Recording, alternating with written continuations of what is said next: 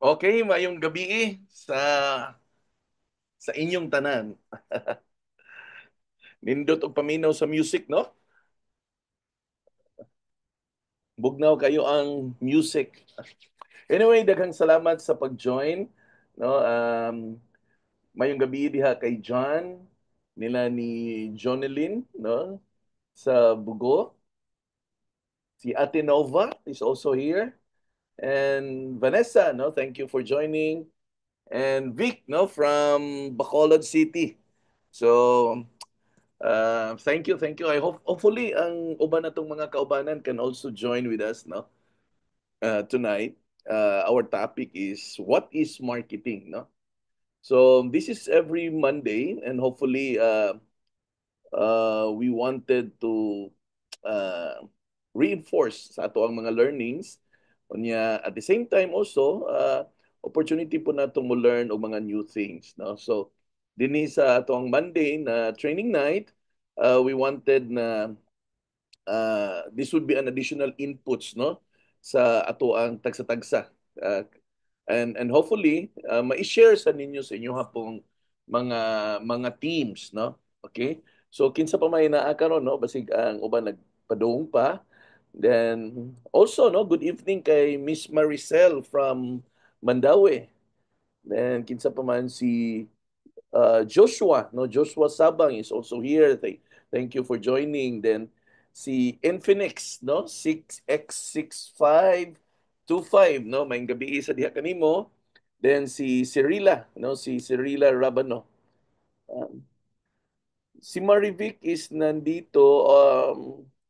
Okay lang ba, Vic, pag Bisaya, nakakaintindi lang? Because Marivic is from Bacolod.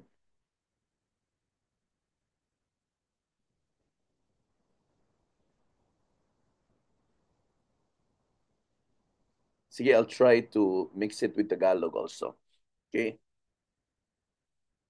So, good evening, everyone. And our topic for tonight in our training night is what is marketing? So, ito po ay isang overview about marketing. Pag-uusapan natin. At the same time, we will talk about the principles and few strategies na we can share sa inyo po here here dito sa Zoom call, no? So, okay, let's start. Okay. Medyo mahaba bang usapan pa to eh. Okay. Yan. So, let me begin by defining the word marketing. No? So, marketing is the process of creating, communicating, and delivering value to customers and managing customer relationships in a way that benefits the organization and the company. So, ito po yung dictionary meaning ng marketing. Now, isa-isahin po natin 'to, no, kasi we really need to understand kung ano po yung trabaho natin dito bilang isang DPPI real estate agent. And marami sa atin of course, dun sa dun sa orientation pa lang sinasabi na magbenta tayo, but what is it really the entirety of our job, no? Bago po tayo makabenta, mag-uumpisa po tayo sa pagma-market. So, yun po yung role ng marketing. Okay, tingnan po natin. Ang marketing po ay isang proseso. Una is creating. So, in our case na real estate agent, ano yung i-create natin? Okay, ano yung i-create? Kasi sabi dito is the process of creating. So ano yung i-create? Okay. Now, ang mga binibenta natin ay condominium at saka house and lot, kumbaga, properties in short, no? Yun po yung binibenta natin. In order for us to promote, no? In order for us to promote whatever things na binibenta po natin, ang una po nating gagawin is i-create po natin yung magiging promotional content mo. Okay? Yun po yung i-create. Kung ano yung magiging content, promotional content. Ang promotional content po ay ito'y pwedeng photos, pwedeng mga graphic design, at pwede rin po magiging videos. Now, on the current situation of the social media advertising, mas highly favored po ngayon ang tinatawag po natin na video content. Okay? Pangalawa po, ito pong word na communicating. Yung content na ginawa mo, ito ba'y nagko-communicate? Ibig sabihin, nagsasalita. No? Nagsasalita ba to or nakipag-usap ba to sa person na target ng produkto na binibenta mo? Okay? Let's say for example, you're selling a condo unit, studio unit for example, nasa nasa medyo mabisi na lugar, nasa sabihin natin nasa isang call center area. So sino ba yung target audience mo diyan? So yung target audience mo ay yung mga tao na posible na nagtatrabaho sa call center agent. So pag ikaw ay nag-communicate, pag ikaw ay nakipag-usap, yung content na ginagawa mo ay dapat nakipag-usap doon sa posibleng na target audience mo. Okay? Nakuha po ba? So, nag-create ka, ngayon nakipag-usap ka. The next one is delivering value. Yung ginawa mong content na gusto mong ipaabot doon sa target audience mo, meron bang value doon na magiging beneficial sa person na makaka-receive ng information mo? Di ba? Siyempre, gumawa ka ng content. Ang content mo ngayon ay makipag-usap doon sa target audience mo. Sa pakikipag-usap niya, yung kausap mo, makikita ba niya yung halaga, yung value ng ino-offer mo? Okay? Kasi kung hindi niya makita yung value doon sa ino-offer mo, it would defeat the purpose of promoting such a project. Kaya nga ito po guys, no, just a piece and not so little advice. This is a big advice. Iwasan na ninyo po yung copy and paste. It is about time that you really have to learn how to create content. Because if we remain the way we were, na copy and paste lang po ang nalalaman po natin, I am sorry to say, but one day, wala na hong mag-i-inquire sa atin. Because basing in the definition of marketing, isa siyang proseso na meron kang i-create, makipag-usap ka, i-present mo yung value Pa. doon sa kliyente at sa customer, Okay, ano tapos nakamauin, nagpundo ka nila. tapos i-manage mo. Okay? I-manage mo yung possible relationship natin sa magiging customer po natin. Yep.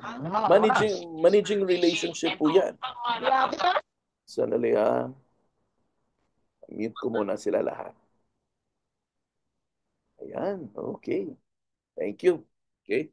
So in a way, lahat po, pagagawin po natin to, this will benefit your organization, your business, and at the same time, yung kumpanya po natin. Okay? So ano yung traditional approaches to marketing? Okay, pag-usapan natin yung mga traditional approaches. Kasi may mga principle po tayo na matutunan dito po sa traditional way of doing the business. Okay? Traditionally, ang marketing was seen as a function of creating awareness. O ayan, nakikita na natin na mag-create ng awareness. Persuading potential customer and driving sales through mass communication channels. Okay, isa-isahin natin ulit. Marketing was seen as a function of creating what? Awareness. So, ibig sabihin, kung ito yung project na binibenta mo, dapat yung mga tao na gusto mong bintahan nito ay dapat ma-aware sila na ikaw ay nagbebenta ng project na yan. Kasi kung hindi sila aware na nagbebenta ka sa project na yan, then definitely hindi sila mag-i-inquire. Pangalawa, kailangan mo silang kumbinsihin para sila ay magiging customer mo or magiging kliyente mo. Para pag nakumbinsi sila, ayan, ang resulta magiging sales. So, ano po ba yung 4 Ps ng traditional approaches to marketing? Okay? Guys, hindi po to yung 4 Ps na binibigay ng gobyerno, ha? So, ito po yung tinitingnan natin. 4 Ps. The first P, product. Ensuring the right product is developed to meet consumers' needs. So, ibig sabihin, yung project na binibenta mo, na-meet ba ang hinahanap ng consumer, ng kliyente? Kasi yung kung ano yung ino-offer mo tapos hindi na-meet kung ano yung gusto ng kliyente mo, then definitely, hindi ka makapag-communicate talaga sa kanila at hindi mo sila ma-persuade at eventually hindi mo talaga ma-close yan. Pangalawang P, price. Now, setting an appropriate price that reflects the value of the product. Now, tingnan mo, una, kung ano ba yung value ng produkto na meron. Oh, sorry. 'Di ba? Tingnan mo kung ano yung value ng project. Tapos pag nakita mo yung value ng project, diyan mo makikita kung ang presyo sa project na yan ay sulit.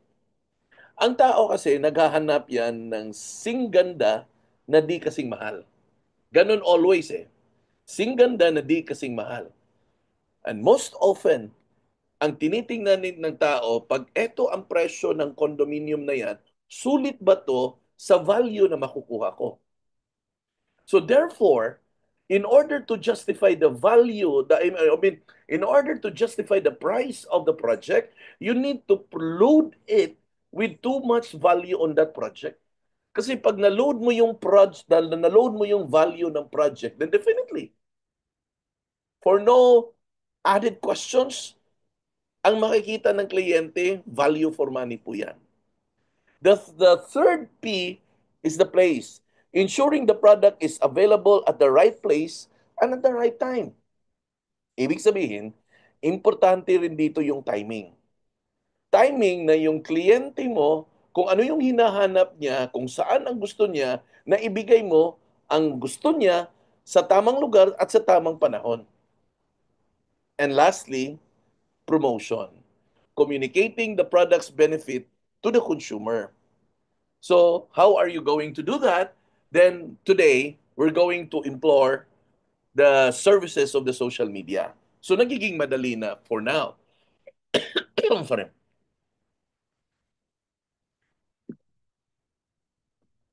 So, 4 Ps: product, price, place, and promotion. Now, let's take a look at the principles of marketing. The principle of marketing centers on the concept of value. Always remember that. The principle of marketing, nakasentro po yan sa konsepto ng value. So every time na nagpupunta po kayo ng mga PKS or nag-a-attend po kayo ng mga PKS at nag-join po kayo ng site tour, make it into a point na hanapin nyo talaga kung ano po ba yung value ng project na yan. Make sure that you are able to identify the value of that project because the only way that you will be able to highlight the benefit and the value of that product if, of course, na-identify mo. So what are these? No? The value involves, number one, identifying the needs and wants of the target audience. Tingnan mo, kung etong project na to, at eto yung audience na target ng project na to, ano ba yung hinahanap sa target audience mo na nandito sa project na to? Then that thing will make it valuable. Bakit? Na-match eh. Then, developing and offering product or services that meet these needs. Tingnan mo, etong hinahanap ng audience, nandito sa project na to, eh na-meet yung needs, o yan, swak. So, anong mangyayari? Ma-convince mo yan siya. And lastly, delivering these offerings efficiently and effectively to create satisfaction. Satisfied. Satisfied ang isang kliyente pag yung gusto niya ay nakuha niya sa project na in-offer mo. Pero kung hindi niya makuha ang gusto niya, ang desire niya dun sa project na ino-offer mo, then definitely, he is not going to be happy with what you are offering. Kaya po dito, every time po na nag-attend po tayo ng PKS or even site tour, let's let's listen to the presentation. Let's listen to the presentation so that we will be able to identify kung sino-sino po ba dapat talaga ang bentahan natin sa project na to. Oh, sorry.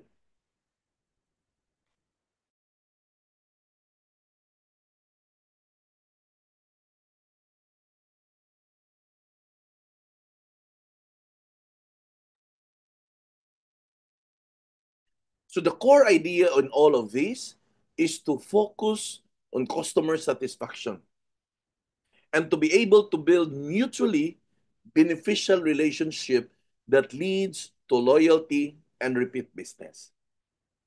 Bakit to? Remember, ang project natin or ang product na binibenta natin ay hindi po yan consumable. At ang reason na we need to take care of our client well, nakasentro po tayo na satisfied talaga yung kliyente natin, nabigay natin yung gusto nila, na serbisyohan natin sila ng maayos, na nakuha nila yung gustong benefit nila sa project na ino-offer natin, magiging maganda po yung relationship natin.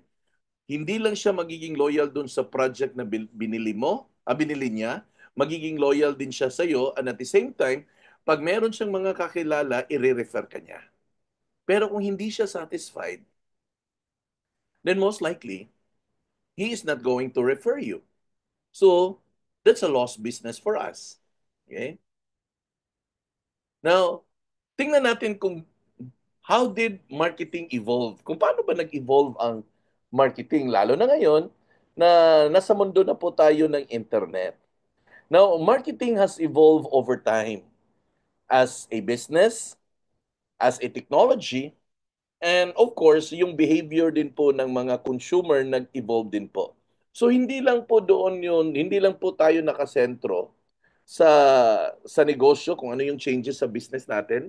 Hindi lang po nakasentro kung ano yung technology or gadget na ginagamit natin. Ang pinakaimportante po dito ay maintindihan po natin kung ano na po yung current consumer behavior ngayon. May kaibahan po ang mga kliyente po natin ngayon. Nag-iba na po yung mga preferences nila, nag-iba na rin po yung mga gusto nila, nag-iba na rin po yung tinatawag natin na customer satisfaction. Now, kung titingnan mo, in the early 1900s, yung marketing ay nakasentro lang po sa production. Ito po yung production-oriented era. Ang focus po dito, ang mga kumpanya po nakafocus lang na mag-produce ng maraming produkto. Wala silang masyadong iniintindi na makipag-usap dun sa kliyente basta marami akong produkto at available sa merkado. Yun lang. Then on the 1920s to 1950s, dito na po pumasok ang sales-oriented era. Dito naka-focus na ang aggressive selling. Dito na po nagbigay daan sa mga tinatawag natin na ahente, salesman. Na naalala ko at this point in time, no?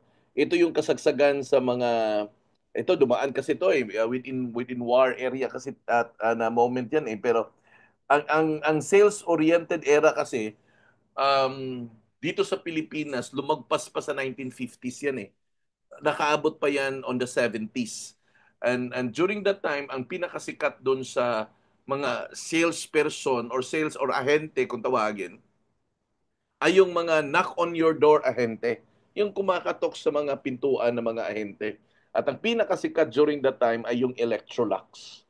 No, kumakatok talaga sila house to house, kumbaga house to house selling. Yun po yun, aggressive selling po dati.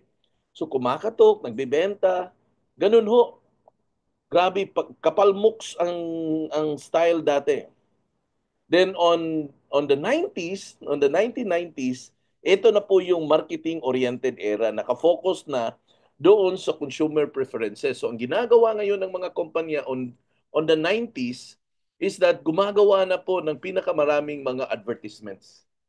Kaya during that time, I believe, eto na po yung kasagsagan na medyo malakas na ang TV, malakas ng radio, malakas na ang newspaper. At dito, lahat ng kumpanya, lahat ng mga produkto, doon na naglalabanan sa commercial. Eh, syempre, sa TV, medyo mahal, no? Kasi you're gonna pay it per hour eh. But on the year 2000 onward up to today, ang marketing ngayon ay relationship marketing era na. Naka-focus na ngayon on long-term customer relationship. Bakit importante ang relationship marketing era? Now, bigyan ko po kayo ng emphasis ha. Ang ang mga gadgets na ginagamit natin, ang mga platform na ginagamit natin, yan ay mga tools lamang po. Ang meron po diyan, sorry no, ang meron po diyan ay yung pag-build ng connectivity. The reason why may social media ka kasi gusto mong makipag-connect dun sa customer. Yung platform na yon, yun ang ginagamit para connected tayo dun sa mga consumers natin, sa mga customers natin, sa mga kliyente natin, at doon po tayo nagde-develop ng relationship.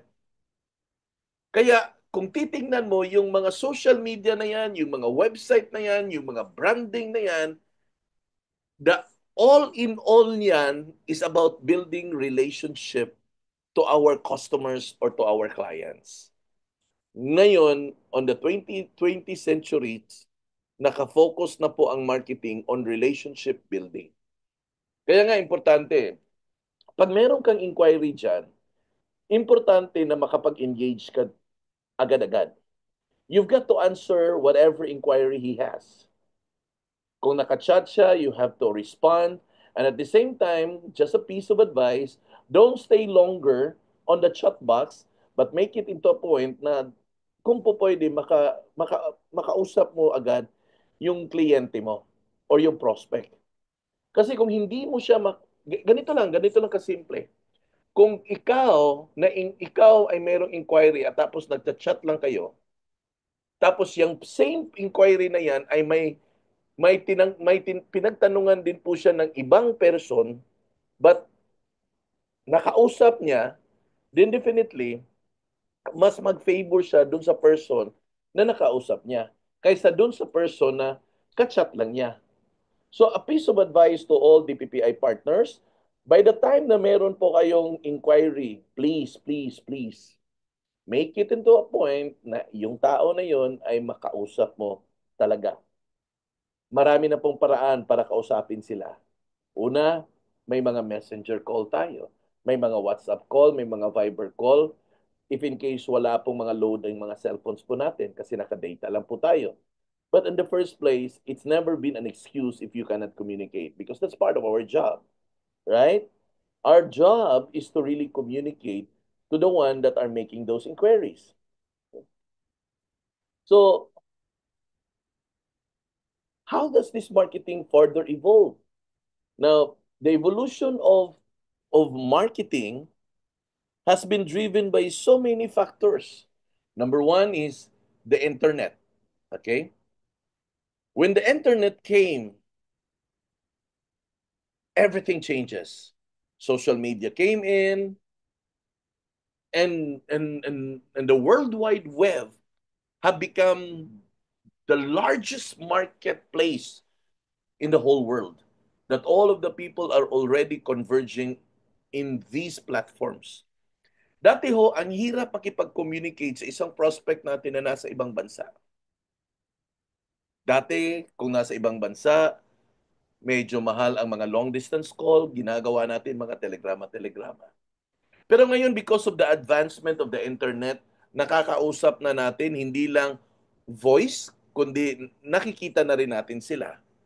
Because of the advancement of technology, nag-evolve na rin po yung marketing strategies natin lahat.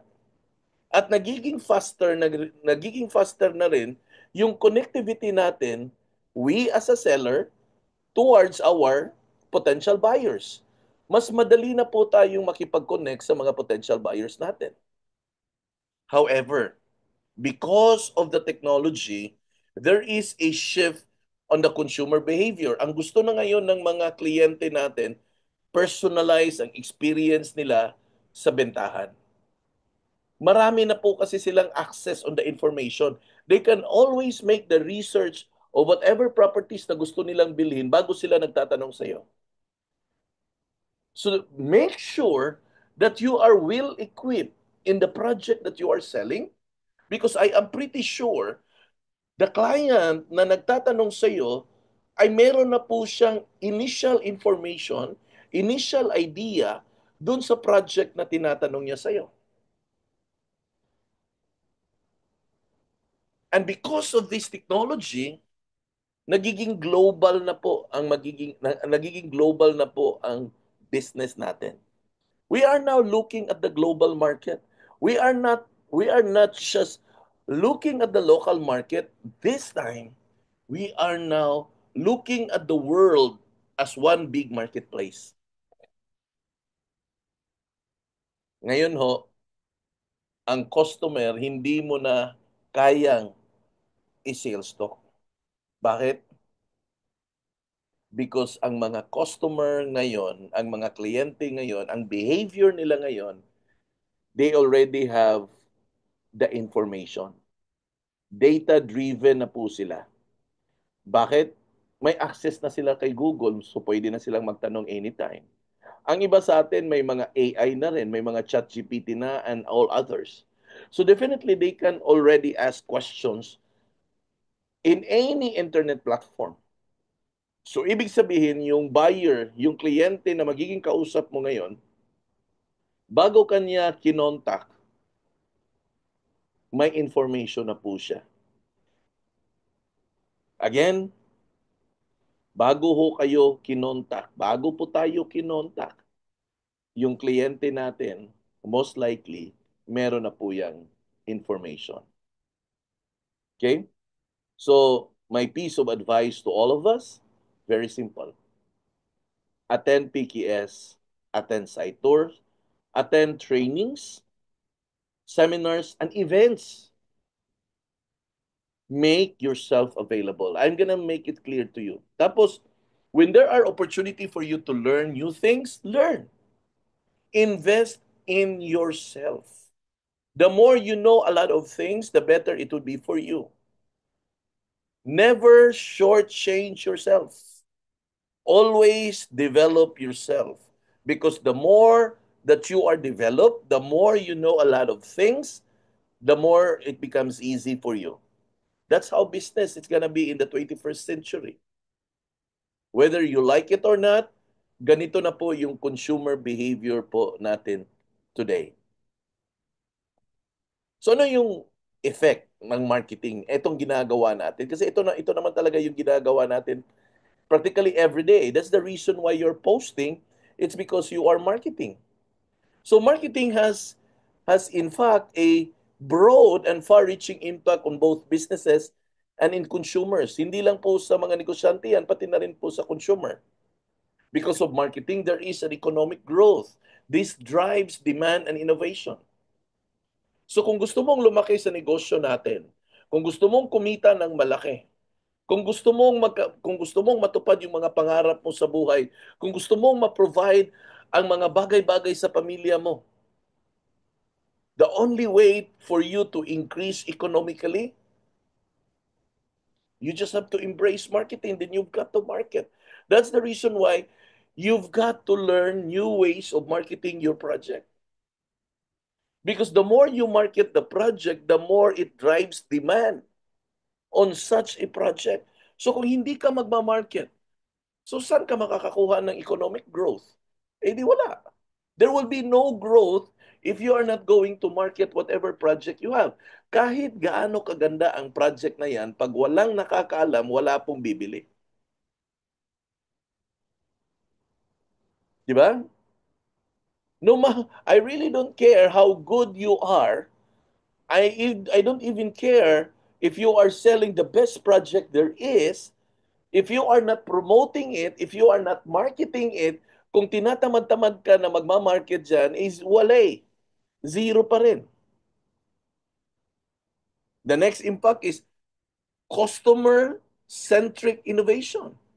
This fosters innovation through market feedback. Ngayon po, importante po na nasatisfy po natin yung kliyente natin. And the only way to do that is when they make reviews sa inyo. Di ba tayo may mga Facebook page tayo kung saan natin minamarket yung project natin. Yung iba sa atin may mga website. Yung mga kliyente nyo, yung mga happy and satisfied client nyo, humingi kayo ng review. Humingi kayo ng review, tapos pwede mo silang pasulatin ng review dyan sa mga Facebook pages ninyo, or humingi kayo ng review at ilagay nyo sa mga websites ninyo. Bakit to? Because the third one, it will give you the social influence. It will shape societal norms through campaigns and advertising. Kung ano po yung nakikita nila na feedback mula doon sa Facebook page mo, sa website mo, yun po yung magiging social influence mo. Kaya my piece of advice to all of the DPPI agents that are listening here, if you're really serious in the business and if you really wanted to make it more professional in doing the business, I highly encourage everyone to start investing on a website. Start investing on a website because you will be branded who you are professionally on the website. Now, alam ko po, tinitingnan natin minsan na ito ay expenses. No, that is an investment. Negosyo po natin to. Ayusin natin yung negosyo natin. Eventually, yung website mo, pag nag-SEO na po yan, nagra-ranking na po yan sa Google, you will be visible in the World Wide Web 24 hours a day. And you will become more and more credible pag nakikita nila, and it will become more convenient for your buyer na mag-search ng mga properties doon sa loob ng website mo. For 1,000 pesos, I believe that's a reasonable investment for a website. And if you're interested to avail of the website, you contact our office in DPPI. You either contact Miss Van or Miss Maricel or your upline. They can facilitate you in having your own personal website. And don't you worry, we have training for you that will help you have your own website. You can probably visit the website of novelinalcover.d818.com or maricelsungahi.d8-18.com. You'll see there how credible they are. So hindi sila mapagkamalan na scammer. Okay? And to the people of Bacolod, our CEO is coming there and is going to do and conduct a series of training. Magtanong kayo sa kanya, no? Magtanong kayo sa kanya with regards to the website. He can present it to you and it would be more useful for each and every one of us. Okay? So what's the relationship between marketing and branding? So ito na. Ano ba yung kaibahan natin nito, sir? No? Parati nating naririnig yan, marketing, branding. Now, marketing and branding are actually closely linked with each other, but actually, they are distinct. Iba-iba po sila. Pag sinabi po nating branding, it helps establish company's identity or ikaw mismo. It will help you establish your identity and ensures consistency in communication.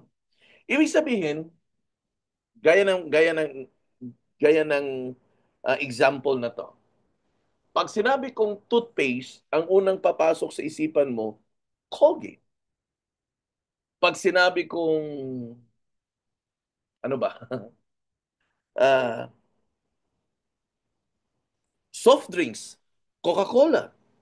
Branding ho yan.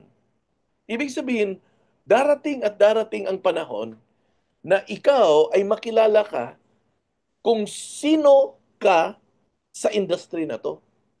Pag na-brand mo na ang sarili mo. Ang purpose po ng website is it will help you in the branding na pag one day may naghanap ng real estate property, ang papasok sa isipan niya, Novelin Alcober yan. Maricel Sungawid yan.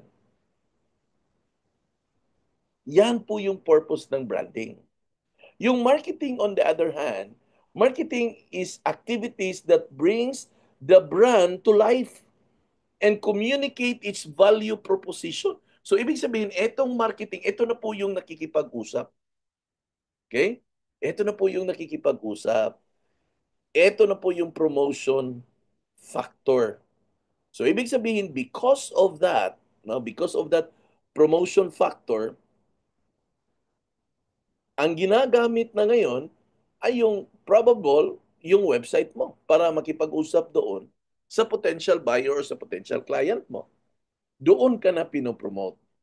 Together, pagsabay po natin yung branding at saka marketing, they will create a strong market presence and customer loyalty. Again, pag kinumbayin po natin yung branding at saka marketing, they will create a strong market presence and customer loyalty.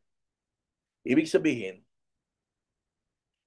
pag pinagsabay na po natin yung branding natin sa website mo, tapos yun ang gagamitin mo sa pagpo-promote ng project na gusto mong i-communicate, together, magiging strong ang presensya mo sa real estate market. Okay? And of course, magiging loyal ang kliyente natin, no? Kung may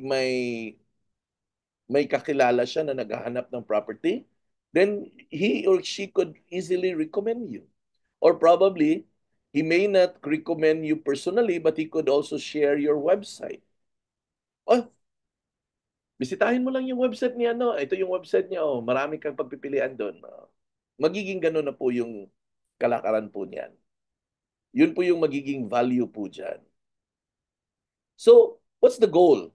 Now, the primary goal of marketing is to create value for customers, which in turn creates value for the business. That's the ultimate goal.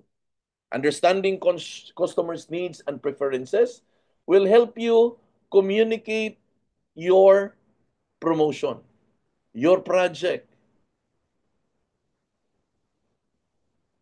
Lalo na pag ito na-deliver yung produkto, ang serbisyo, at na-meet yung need ni buyer, magiging happy yan. So ano yung magiging resulta?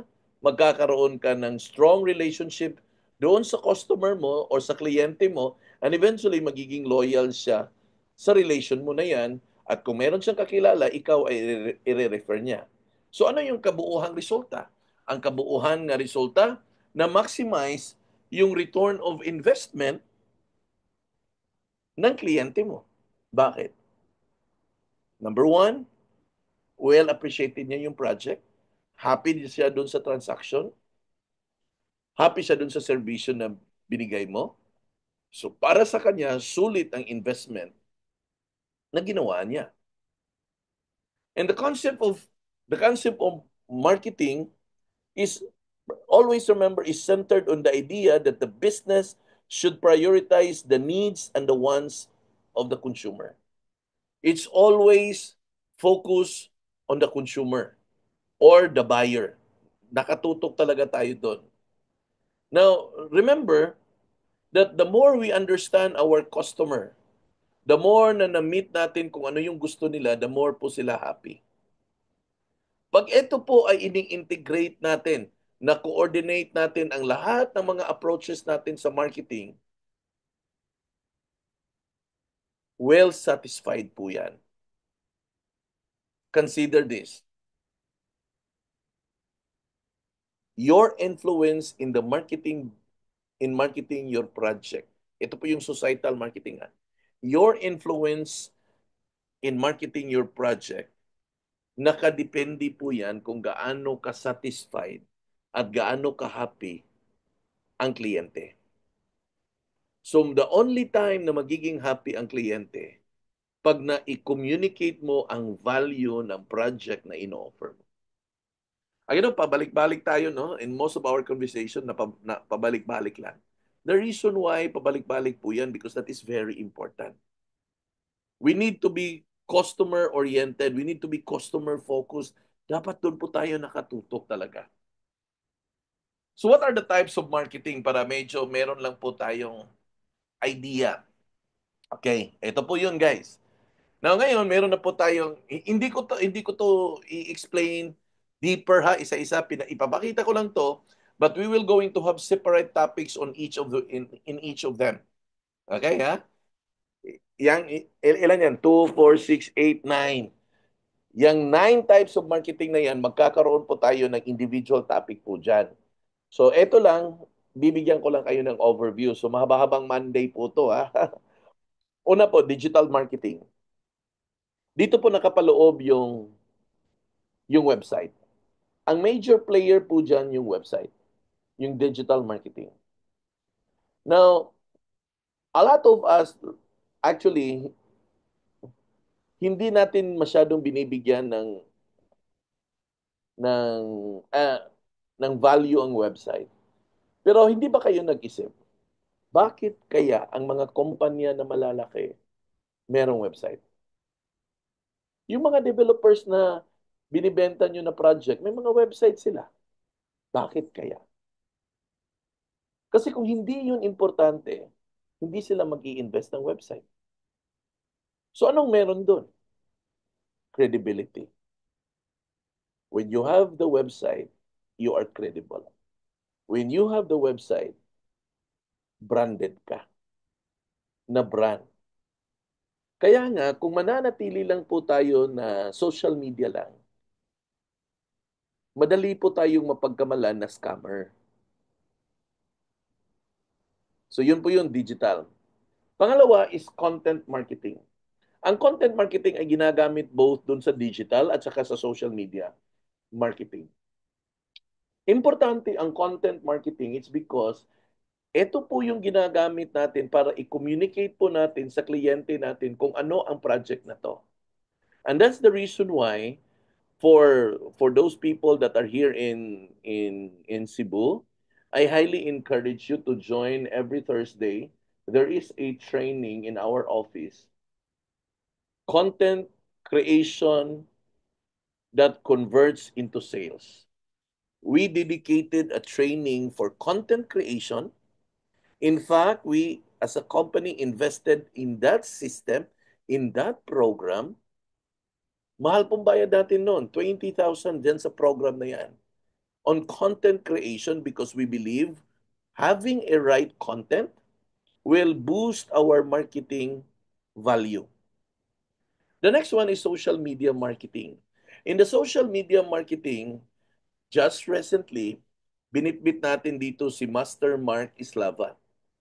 Siya po yung nagturo sa atin on how are we going to set up our Facebook ads.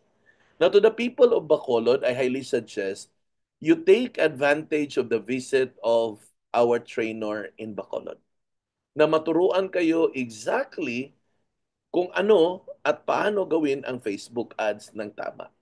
And at the same time, magkakaroon po kayo ng individual coaching sa kanya. Doon naman sa Bacolod, pupunta po dyan yung CEO natin para mag-conduct po ng RTD training. Ito po yung content creation. The fourth one is influencer marketing. Ano po ba yung influencer marketing? Pag maganda po yung content na binibigay mo sa audience mo, may value, magkakaroon po kayo ng followers. And because nagkakaroon ka ng followers, nagkakaroon ka na ngayon ng a certain level of influence. And when you reach that certain level of influence, you can use your platform this time to influence your audience to buy whatever offering na meron ka. And this is the reason why I would like to encourage each and every one of us na nandito na to really spend time in producing valuable content about real estate in your social media platforms so that you will be able to develop your followers and that eventually you will be able to influence those followers with you. Learn to make videos. Learn to face the cameras because ang labanan po ngayon are videos na. Okay. Now, on the second column, ito na po yung direct marketing. Ito na po yung mga hard sell. Direct marketing, person to person, makipag-appointment ka. Guerrilla marketing, ito po yung lalapit ka sa tao na hindi mo kakilala. No, knock on your door po 'yan. Kapalmoks ang gagamitin po natin diyan. Relationship marketing, ito po yung mga kakilala mo ang uunahin mo sa pagbebenta mo. Then events marketing, ito po yung mga exhibits. No? Mga exhibits, mga roadshow, mga ano ba, investors forum, yan ay mga events marketing. Ginagamit na rin po natin yan sa real estate. Then the last one is ito po yung experiential marketing. Ano po ba itong experiential marketing? Ito po yung mga reviews. Ginagamit mo sa pag-market ng project mo ang mga review ng mga kliyente mo kung gaano sila ka-happy doon sa serbisyo mo. Experience ang ginagamit mo ngayon, experience ng ibang tao doon sa serbisyo na ginagawa mo, doon sa pagmamarket na ginagawa mo sa kliyente mo.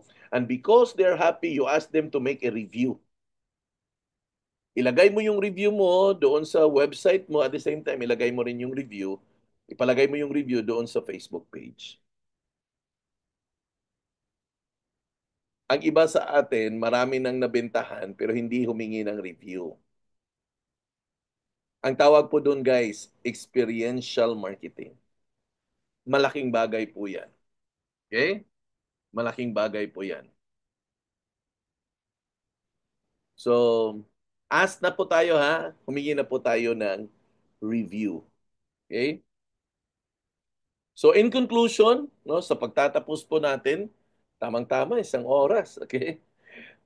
To summarize it all, marketing is essential for business success. Kung wala pong marketing, ay hindi po kayo makilala at hindi rin po makilala yung produkto na binibenta mo. Now, malayo na po ang narating ng marketing mula po sa traditional na methods to modern strategies, pero ang understanding ng marketing principle still remains the same. Pag naintindihan po natin yung mga prinsipyo ng marketing, ito po ay makapag-develop po tayo ng maganda at effective na mga strategies. Aside from that, we will be able to build strong brand, not just for ourselves, but also for the project that we are selling.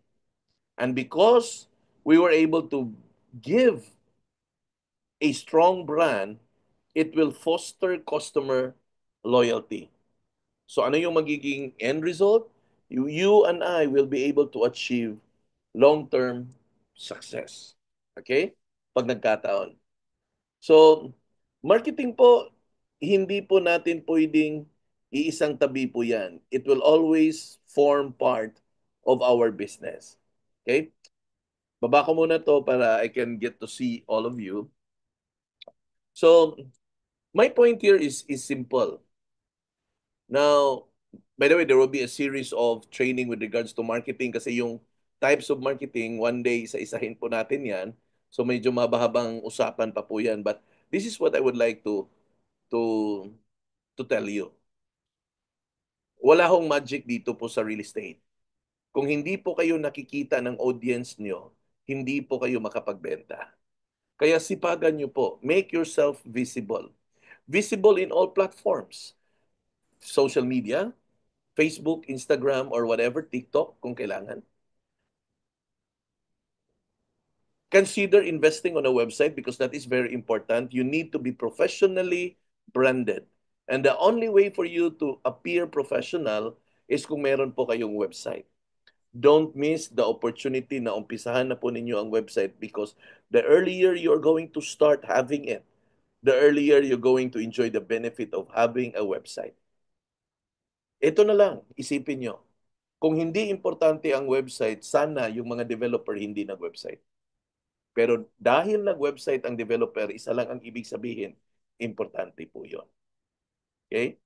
Pangatlo, hindi po pwedeng tatamad-tamad ka po dito. Sipag po ang kailangan natin dito. Pag meron pong mga invitation for site tour, sumama po kayo. Pag meron pong invitation for PKS, join po kayo. Huwag na pong sapilitan. Make yourself available. Get all the information na kailangan mo para ito ang gagamitin mo sa paggawa mo ng content para makapag-market ka. Join ka ng mga training na available. Huwag niyong isipin na ang mga training ay walang silbi. Importante po yan. The more you are trained, the more you equip yourself, the more you become master of it. Okay?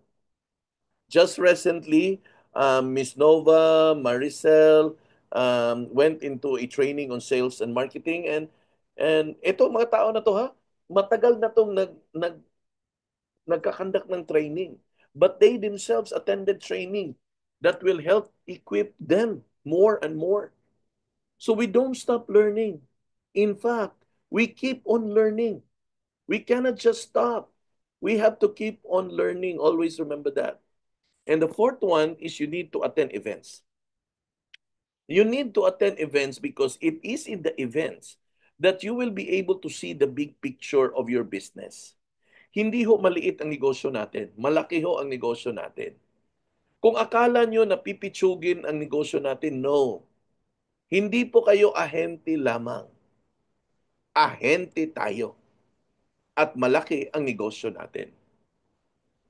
So in events, that is where you are able to see the big picture of the business. Okay? So attend PKS, attend site tour, attend trainings, and of course, attend uh, event. Yes, that's correct, Maricel, no? Kaizen, continuous improvement. We've got to improve, whether you like it or not. And the last one, idadagdag ko to, hard work. You've got to work hard kung gusto mong kumita ng malaki. Again, kung gusto mong kumita ng malaki, hard work ang kailangan po natin.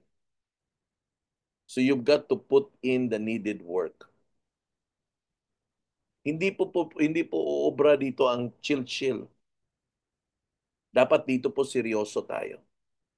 Ask yourself, ngayon, sa araw na ngayon, nakapag-post ka na ba? Let's say for example, si Melky. Tingnan niyo yung sarili niya. Nakapag-post na ba ako? Nakapag-promote na ba ako sa project ko? Nag-promote na ba ako sa TikTok? Nag-promote na ba ako sa YouTube? Nag-promote na ba ako sa mga Facebook groups? Pag hindi mo nakita yan, apps, hindi pa ako nakapag-promote. Stand on your feet. Work, work, work. Wala akong magic dito. The last one will fuel everything that you know. Kung walang hard work po dyan, wala din pong pera dyan. Okay? Pag wala pong hard work, wala pong pera din po dyan. So kung gusto mong magkapera, ang kailangan mo ay hard work. Huwag mong isipin na naboboard ka. In fact, bumanat ka. Ito no, a piece of advice. Treat this one as if the only opportunity you have, that you cannot afford to fail. Get out. Pag medyo bored ka sa bahay, go to the office. Doon ka magtrabaho